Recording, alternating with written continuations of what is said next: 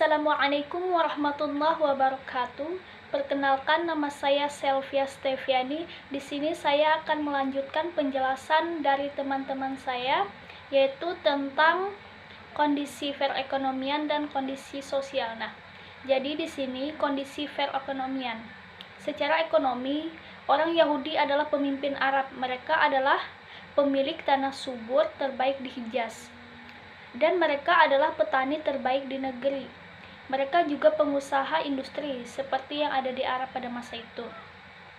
Dan mereka menikmati monopoli industri persenjataan. Perbudakan adalah institusi ekonomi orang Arab. Budak pria dan wanita dijual dan dibeli seperti binatang, dan mereka membentuk kelas masyarakat Arab yang paling tertekan. Kelas paling kuat dari Arab terdiri dari para kapitalis dan memberi pinjaman uang. Tingkat bunga yang mereka kenakan untuk pinjaman sangat tinggi dan secara khusus dirancang untuk membuat mereka semakin kaya dan para peminjam semakin miskin. Selanjutnya adalah menurut R.V.C. Badley.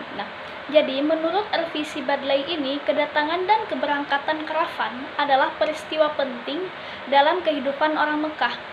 Hampir setiap orang di Mekah memiliki investasi dalam kekayaan, yaitu seperti ribuan unta, ratusan manusia, kuda, keledai yang keluar dengan membawa kulit, membawa kismis dan batang perak, dan kembalinya dengan minyak, parfum, dan barang-barang manufaktur dari Suriah, Mesir, dan Persia, dan dengan rempah-rempah dan emas dari selatan.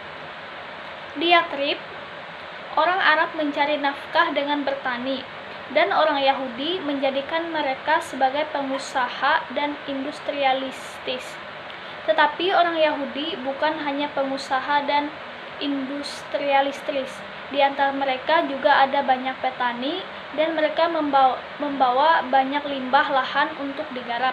Secara ekonomi, sosial, dan politik, Hijaz adalah provinsi terpenting di Arab pada awal abad ke-7. Selanjutnya adalah menurut Francesco Gabrieli.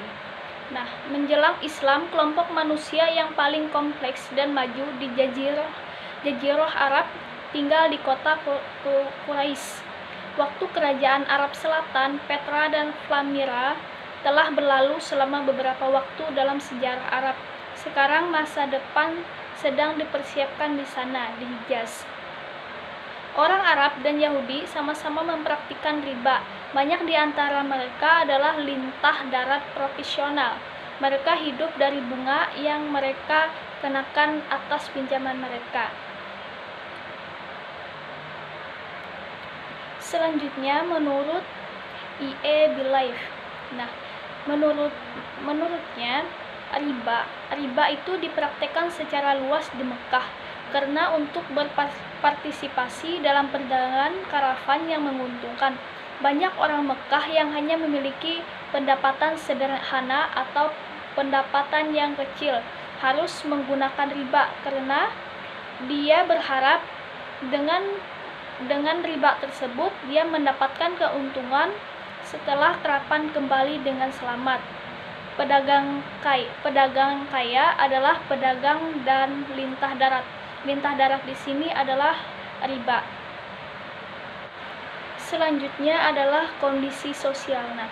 Jadi kondisi sosial di sini, Arab adalah masyarakat yang didominasi oleh laki-laki. Wanita di sana tidak memiliki status apapun selain sebagai objek seks. Jumlah wanita yang dapat dinikahi oleh seorang pria tidak tetap.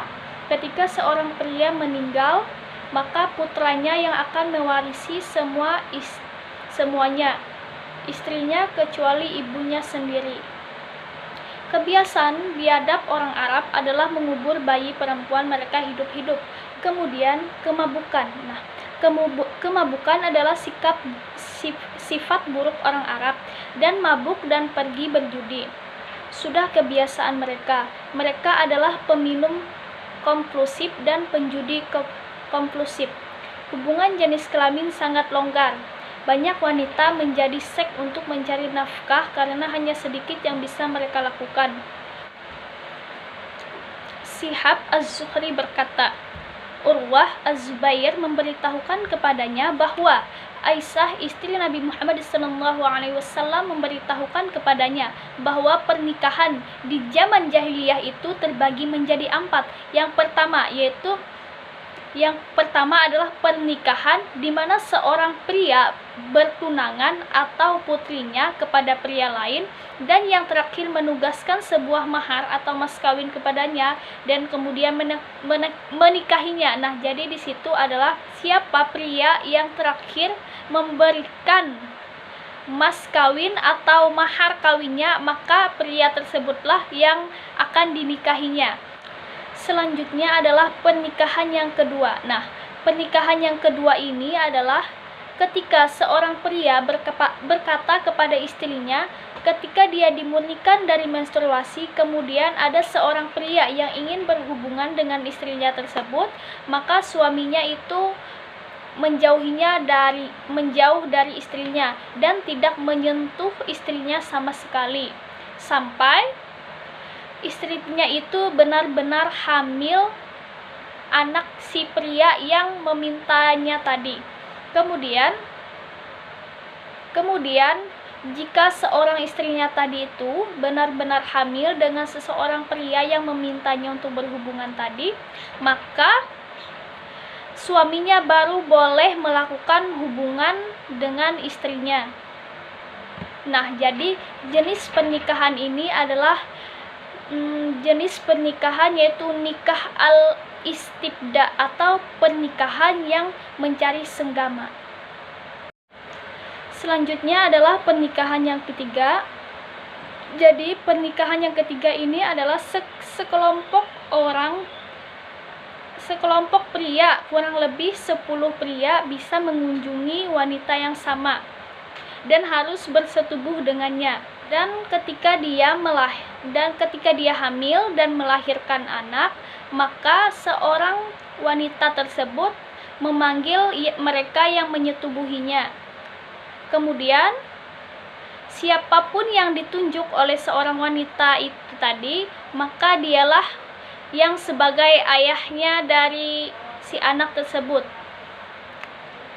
Maka anak tersebut adalah terikat kepadanya dan pria tersebut tidak boleh menolak permintaan dari seorang wanita tadi. Selanjutnya adalah pernikahan yang keempat. Nah, pernikahan yang keempat ini adalah ketika banyak pria mengunjungi seorang wanita dan wanita tersebut tidak bisa menjaga dirinya dari siapapun yang datang kepadanya, maka wanita-wanita ini adalah bahaya atau disebut dengan pelacur. Mereka biasa memasang spanduk di pintu mereka, yaitu yang membentuk sebuah tanda. Siapa yang menginginkan mereka maka boleh masuk. Jika salah satu dari mereka mengandung dan melahirkan seorang anak, mereka berkumpul dengannya dan memanggil ahli fisionomi. Kemudian mereka melekatkan anak tersebut kepada lelaki, yaitu yang telah ahli fisionomi tentukan bahwa itu adalah seorang ayah dari anak tersebut.